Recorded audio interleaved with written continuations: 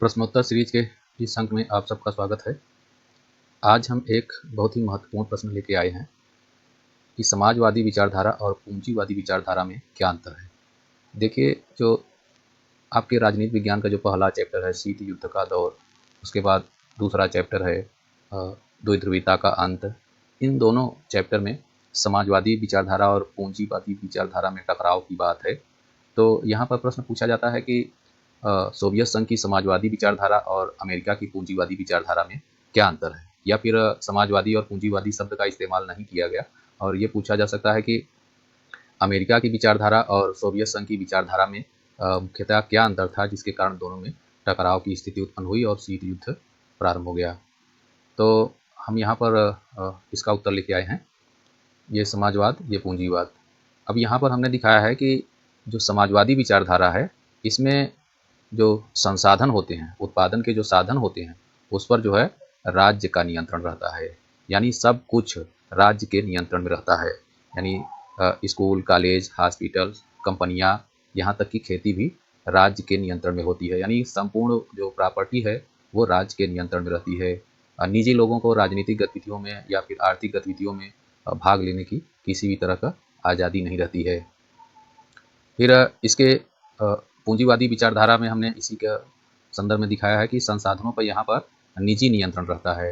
यानी प्राइवेट लोगों को यहाँ पर आर्थिक गतिविधियों में भाग लेने की पूरी छूट रहती है, खुली छूट रहती है। प्राइवेट प्रॉपर्टी वो बना सकते हैं, बिजनेस व्यापार कर सकते हैं, इस तरह की उन्हें पूरी तरह से छूट मिलती है। फिर हमने दूसरे नंबर पर यहाँ पर दिखाया है कि जो समाजवादी विचारधारा होती है समाज कल्याण के कार्यों को बढ़ावा देती है, समाज कल्याण के आदर्श पर जो है ये चलती है। समाज के जो कमजोर वर्ग, गरीब वर्ग के लोग हैं, उनके विकास के लिए जो है विशेष कार्य करती है। और जबकि पूंजीवादी विचारधारा में यहाँ पर कहा जा रहा है कि यहाँ पर बाजार पर कोई प्रतिबंध नहीं रहता है, ये अपनी मर्जी से जो चाहें आर्थिक गतिविधियां संचालित कर सकते हैं। ज़्यादा से ज़्यादा अपने लाभ के लिए वो बिजनेस व्यापार करते हैं। तो उनको वही व्यवसाय करना है, वही बिजनेस व्यापार करना है जिसमें उनको अधिक से अधिक लाभ दिखाई देता है। गरीबों की भलाई के लिए, समाज की भलाई के लिए के संदर्भ में उनका कोई सरोकार नहीं होता है। तो ये देख रहे हैं कि आपकी पूंजीवादी जो विचारधारा है पूरी तरह से व्यक्ति को साध्य मानती है, और जहां पर ये समाजवादी विचारधारा है ये समाज को साध्य मानती है।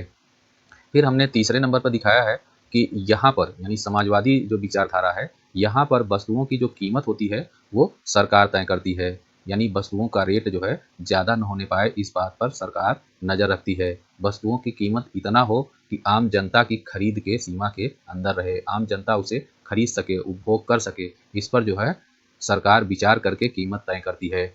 अब यहाँ पर कहा जा रहा है कि यहाँ वस्तुओं की कीमत बाजार तय करता है और वो ज़्यादा से ज़्यादा फायदे के प्रयास में रहता है, इसलिए कीमतें प्रायः ऊंची रहती हैं। फिर यहाँ पर कहा जा रहा है समाजवादी विचारधारा में कि सामाजिक समानता में ये विश्वास करता है। ये अमीर और गरीब के बीच की दूरी को कम करने के लिए सदैव प्रयत्नशील रहता है। जो समाज के कमजोर वर्ग, गरीब वर्ग के लोग हैं, उन्हें विशेष संरक्षण दिया जाता है, उन्हें विशेष सुविधाएं दिया जाता है, उनको आत्मनिर्भर बनने के अवसर प्रदान किए जाते हैं। जबकि यहाँ पर यानी पूंजीवादी विचारधारा में ऐसा कुछ नहीं रहता है। इसका उद्देश्य सिर्फ जो है व्यक्तिगत लाभ रहता है। तो इसमें अधिक से अधिक प्रतिस्पर्धा को बढ़ावा दिया जाता है। यानी गला काट प्रतियोगिता होती है आम लोगों में। जो सक्षम है, जो फिट है, वो आगे बढ़ जाता है, और जो थोड़ा सा कमजोर है किसी कारण से तो वो जो है पीछे रह जाता है। तो यहाँ पर जो है अमीर और अमीर होता चला जाता है और गरीब व्यक्ति और गरीब होता चला जाता है। तो ये जो है अमेरिका की विचारधारा और सोवियत संघ की विचारधारा में मुख्य रूप से अंतर था। तो समाजवादी विचारधारा का समर्थक कौन था? सोवियत संघ था। और पूंजीवादी विचारधारा का समर्थक कौन था? तो अमेरिका था। इसी तरह से यूरोप की भी बात हो सकती है कि जो पूर्वी यूरोप था वो समाजवादी विचारधारा का समर्थक था और ये इसे दूसरी दुनिया के खेमे में शामिल किया जाता था। और जो पश्चिमी यूरोप था वो पूंजीवादी विचारधारा का समर्थक था और इसे पहली दुनिया के खेमे में शामिल किया जाता है। तो आज के लिए इतना ही। अगले दिन किसी नए प्रश्न के साथ प्रस्तुत होंगे। तब तक के लिए धन्यवाद।